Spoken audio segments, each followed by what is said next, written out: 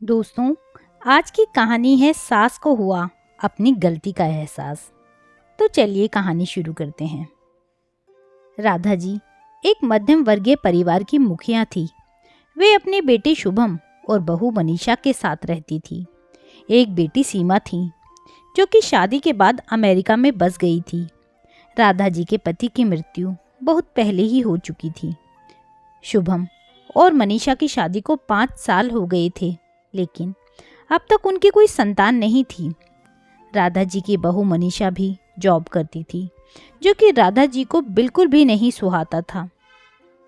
वे जल्द से जल्द दादी बनना चाहती थी, लेकिन मनीषा और शुभम यह अच्छी तरह से जानते थे कि अभी मनीषा का जॉब करना कितना ज़रूरी था। राधा जी अपने बेटे शुभम से इस बारे में बात करती तो शुभम किसी न किसी बहाने से बात को टाल देता था। इसलिए वे मनीषा को भी परेशान करने के बहाने ढूंढती रहती थी ताकि वह अपनी जॉब छोड़ दे।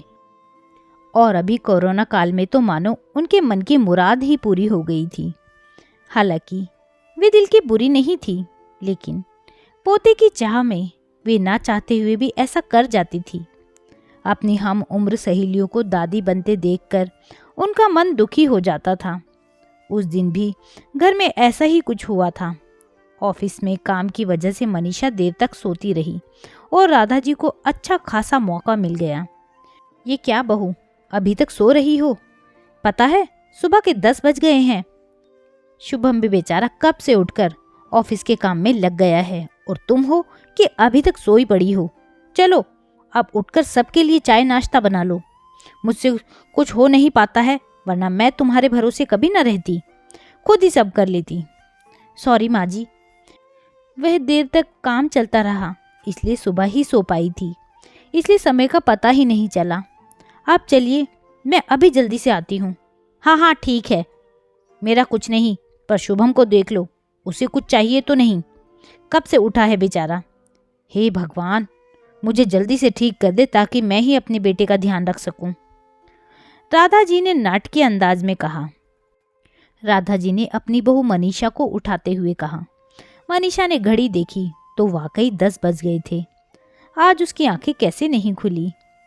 वह जल्दी जल्दी अपने काम निपटाकर हॉल में आई तो शुभम अपने लैपटॉप के साथ ऑफिस के काम कर रहा था।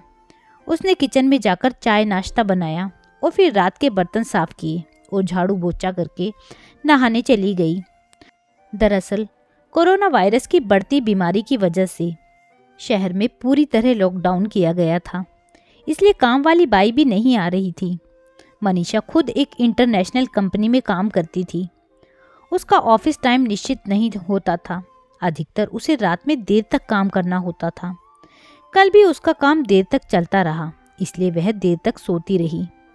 मनीषा नहाकर आई तो देखा कि उसकी सास अपने कमरे में अपने सहेली से फ़ोन पर बात कर रही थी। बातचीत में अपना नाम सुनकर मनीषा सास की बात सुनने लगी। अरे शारदा, तुम भी अपनी बहू को ज़्यादा सर पर मत बैठाओ।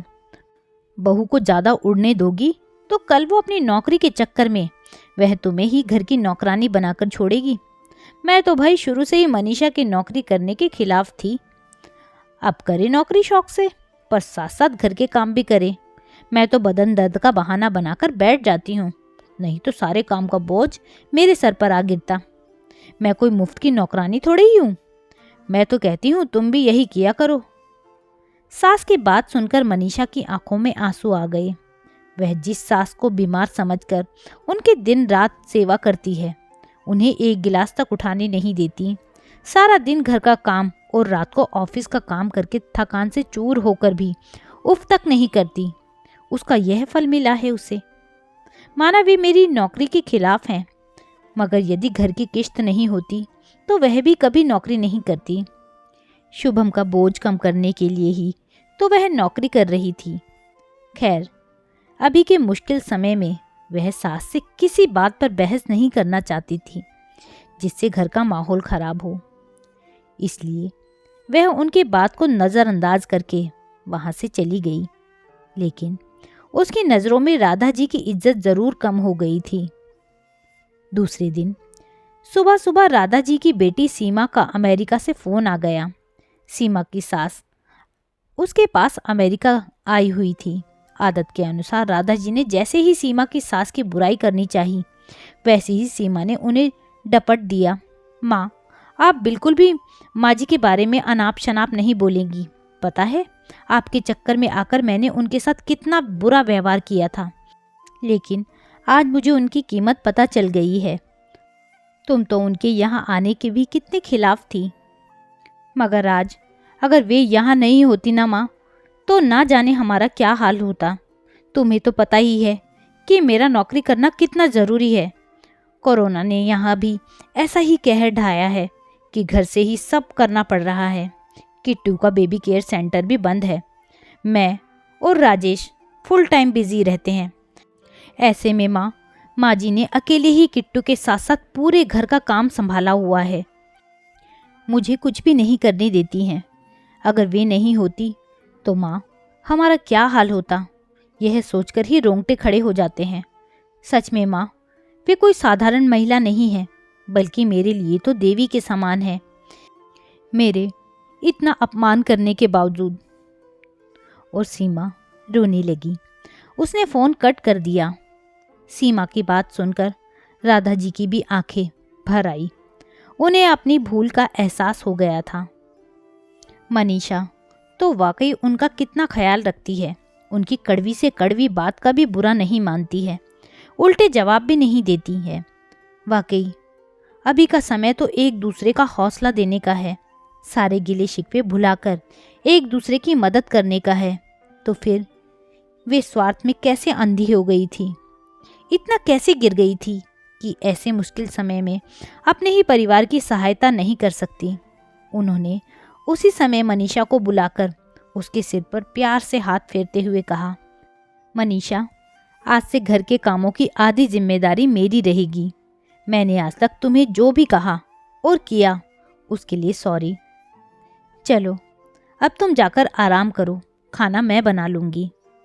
इधर सास का बदला हुआ रूप देखकर मनीषा की भी आंखों में खुशी के आंसू आ गए और अपनी सास के प्रति उनके मन में फिर से पहले वाला सम्मान वापस आ गया था।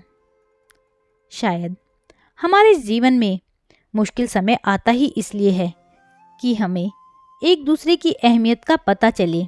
अपनी गलतियों का एहसास होने और आगे बढ़कर माफ़ी मांगने से वाकई इंसान छोटा नहीं बल्कि बहुत बड़ा हो जाता है, राधा जी की तरह। तो दोस्तों, यह थी एक छोटी सी कहानी। आपको यह कहानी कैसी लगी मुझे कमेंट करके ज़रूर बताइएगा। यदि कहानी अच्छी लगी हो तो कहानी को लाइक कीजिएगा, शेयर कीजिएगा और मेरे चैनल को सब्सक्राइब करना ना भूलिएगा। साथ ही बेल आइकन प्रेस करना ना भूलिएगा ताकि आने वाली कहानियों का नोटिफिकेशन आपको सही समय पर मिल सके। कहानी सुनने के लिए बहुत बहुत धन्यवाद।